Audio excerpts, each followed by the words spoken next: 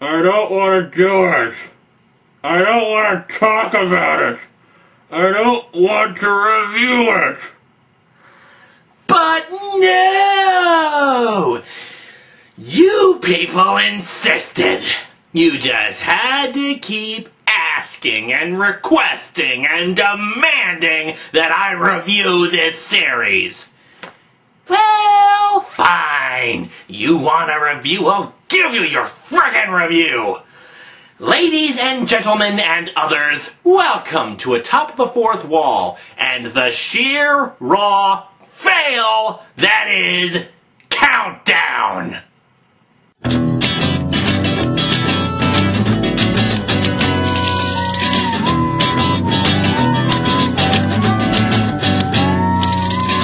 Welcome to Atop the Fourth Wall, where bad comics burn. Linkara's gonna teach you all a lesson you won't learn.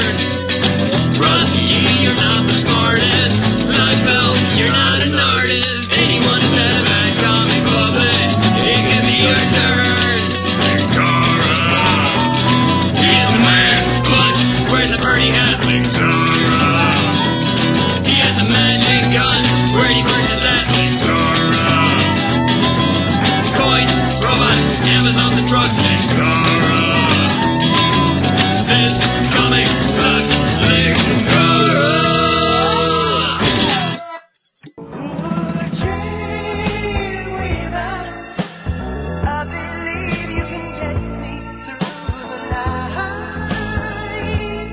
Now, many of you may be asking what the hell this is, and rightfully so. And like Amazon's attack, a lot of Countdown's stupidity lies in its continuity. And because it features a lot of concepts and characters that non-comic readers are unfamiliar with, let this episode serve as a guide to this abomination.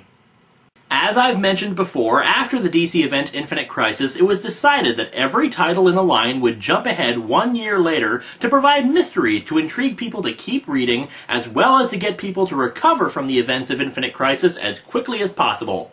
I mean, why would we want to see character development when they can just say it happened? At the same time, though, it was decided that a weekly comic would fill in the gap of the missing year, told in real time, with 1 week occurring in the comic for every week it was published. However, while the original purpose of this comic was to fill in the missing gap, it did so by being told from the perspective of a group of secondary characters from across the DC universe. And as the story progressed, it became more about those secondary characters than filling in the missing year. This was 52, and it was awesome!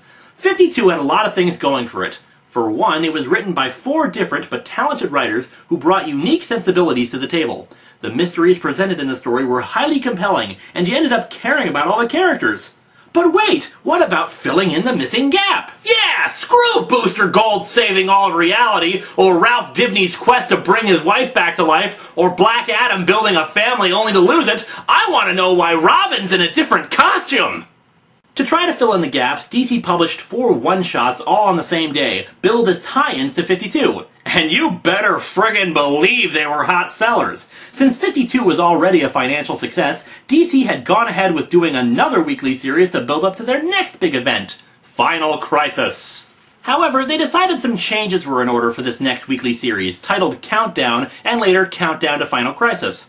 First and foremost, the 4 writers who had done 52, they were gone. But that's okay, since doing a weekly series was an exhaustive process, especially since all 4 contributed something to each issue. Countdown would follow a model where a single writer wrote each issue. Ha ha ha! I'm sure that won't in any way result in the story continuity altering from one issue to the next. Now, for 52, the 4 writers were Jeff Johns, who may have issues when it comes to writing Wonder Woman, but still knows how to build a long, epic story, Mark Waid, who has extensive knowledge of the DC Universe and has some of the best runs both recently and in the past, Grant Morrison, who embraces the lavishly ludicrous parts of comics while still making it compelling, most of the time anyway, and Greg Rucka, a writing veteran of both superheroes and political or crime thrillers. Now, who did they get to write Countdown? First, Shawn Mckeever, who did a great run on the series Spider-Man Loves Mary Jane. Yeah, he loved her so much he traded life with her for life with his dying aunt to the devil, yippee! Let's see, what other things did he write? Oh yes, Mckeever also wrote that charming story in Teen Titans, where Marvin and Wendy from the Super Friends cartoon got mauled in graphic detail by a demonic wonder dog. Next, there's the writing team of Justin Gray and Jimmy Palmiotti. Alright, they currently write the Power Girl series. What else did they write? Oh yes, Battle for Bloodhaven, another spin-off from Infinite Crisis that I plan to review in the future because of how awful it is. Next, there's Adam Beachin. Well, he was a writer on the Teen Titans animated show, and I liked that. What else did he do? Oh yes, he wrote the story where Cassandra Cain turned evil and refuses to just let someone else fix her! And finally, Tony Bedard. No complaints there, he's a good writer. And they'd all be under a head writer, Paul Dini, creator of the character Harley Quinn and former writer of the Batman animated series. Just goes to show that anyone with talent is still capable of writing garbage. Now, I bash on them, but these people are all talented in their own ways. But at the same time, they're also writing a story that's editorially mandated every step along the way. In fact, in a recent interview with Mark Waid, he said that Dan DiDio, the current editor-in-chief at DC, and I quote, hated what we were doing. Hated 52. Would storm up and down the halls telling everyone how much he hated it. And later said that DiDio proclaimed that Countdown was 52 done right. By that, he means the editors got to control the story, as opposed to, you know, the storytellers. But I keep talking about everything leading up to it, but why is it so bad? I'll get into details in the next few weeks, but it comes down to a couple of factors. For starters, the story was not self-contained. You know those one-shots I mentioned earlier? Since they were billed as tie-ins to 52, they sold like mad, so DC decided that the next weekly series would have lots of tie-ins, be they mini-series or just tie-ins in the DC mainline. So basically, all the continuity problems I mentioned in my Amazon's Attack review, only instead of being just a 6-issue miniseries spread out over 4 months, it's 51 issues over an entire year!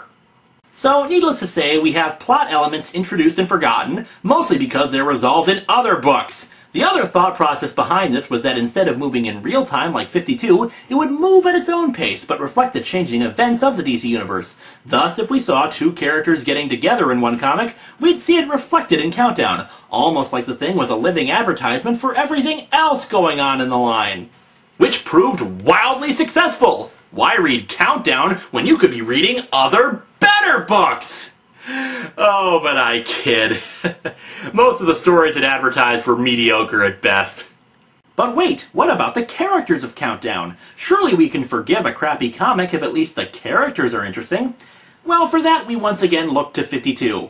Among 52's strengths was its use of secondary or quote-unquote B-list characters and gave them a chance to shine. Well, they did the same thing with Countdown, but they didn't exactly have epic character arcs for these people. And now's the time we finally get to look at some of them. First up, Donna Troy.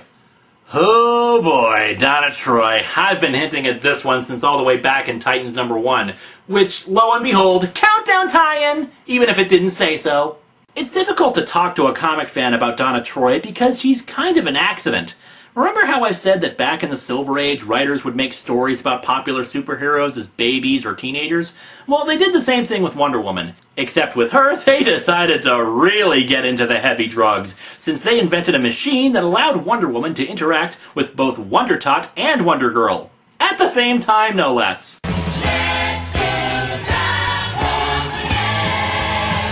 When writer Bob Haney was looking for characters to appear in the first Teen Titans book, he saw the image of Wonder Girl on that cover and without actually reading the book, just assumed it was Wonder Woman's sidekick.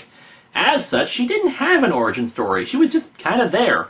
A recurring storyline title as a result is, Who is Wonder Girl? Who is Donna Troy? Etc., etc. It was later explained that as a little girl she was rescued by Wonder Woman from a burning building and was raised on Themyscira before being granted similar powers to her. It was nice, simple, and effective. So, of course, they had to screw it up in every conceivable fashion in order to confuse the readers. After Crisis on Infinite Earths, it was decided that Wonder Woman only just appeared in the world at large, thus she couldn't have been the one to rescue Donna. So it was changed that she was actually rescued by the ancient Greek Titans, given superpowers, and had her memories erased. But then John Byrne decided that he had an even better origin for her. She's actually a magical mirror duplicate of Wonder Woman as a little girl, since there were no other children on Themyscira for Diana to play with. But then she was kidnapped by one of Hippolyta's enemies named Dark Angel, I know, just go with it, and was forced to live several lifetimes, all of them ending in utter tragedy. Until that one where she was taken by the Titans of Myth. But wait! It gets better! You see, recently it was revealed that every one of those other lives she experienced was actually another life from the multiverse that got destroyed thanks to Crisis on Infinite Earths! For the love of writers, stop trying to tell her origins! We don't care anymore! It's severely disappointing that so many writers fixate on the origin. The majority of storylines about her have been about her origin story, but not about where she is now. And in this case, it doesn't matter. She's a motherly, sisterly, caring individual who can deflect bullets with her wrists and is super strong. That's all we need. So stop screwing around with her and let the poor woman just be a superhero. Next up is Jimmy Olsen. He's Superman's pal, and everything that happens to him in Countdown is never spoken of again outside of it. Oh, and he gets a girlfriend who's an anthropomorphized bug. No, I'm not gonna make a furry joke. Get over it, Internet. Some people don't have the same interests as you. Besides, she's a bug, not a furred animal. Next character! Pied Piper and Trickster. Both are Flash villains who at one time reformed their ways, though in the Trickster's case, he was hypnotized or something and became a villain again. Their contribution to the story? Abso-friggin-lutely nothing. Oh sure, Pied Piper plays a role later on, but we'll get to that. Their scenes are completely worthless and don't deserve much attention. Then there's Jason Todd, who I've already talked about in my top 15 worst heroes becoming villains. Paul Dini thought he had been really underutilized and tried to make him into an anti-hero for Countdown. Instead, he just ends up as annoying as all the other characters. So let's talk about the one who's supposed to be an important plot point in Countdown. Ray Palmer, the Atom. Or, as I like to call him, the Mini MacGuffin. The Atom was a scientist who used a piece of white dwarf star matter to enable him to shrink. In 2004, a miniseries called Identity Crisis came out, where it was revealed that his longtime girlfriend, Jean Loring, murdered Sue Dibney, wife of the Elongated Man. In the conclusion, he was so distraught about the whole affair that he shrunk down smaller than he ever had before and wasn't seen again until this comic. Jean Loring went on to become Eclipso, who we'll also see here. I'm still pondering an Identity Crisis review because that piece of crap really deserves a once-over. Okay, who else do we have? Oh, Kyle Rayner, Green Lantern and accidental killer of women. Next! Mary Marvel. I went over her deal in that top 15. Next! Holly Robinson, a supporting character from Catwoman, and I don't know anything about her. Next! Karate Kid and Triplicate Girl. Characters from the Legion of Superheroes, and I could do a whole video about the continuity messes of that team. We'll get into them more in the actual review. Next! Harley Quinn. Harley Quinn.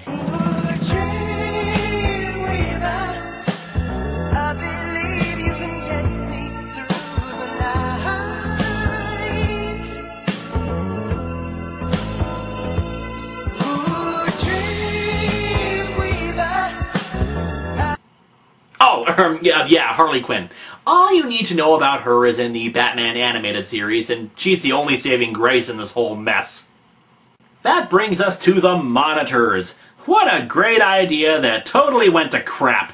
In Crisis on Infinite Earths, there was this one character called the Monitor, one of the first life forms in the universe and very powerful. He sacrificed his life in the original Crisis, and it was a good story.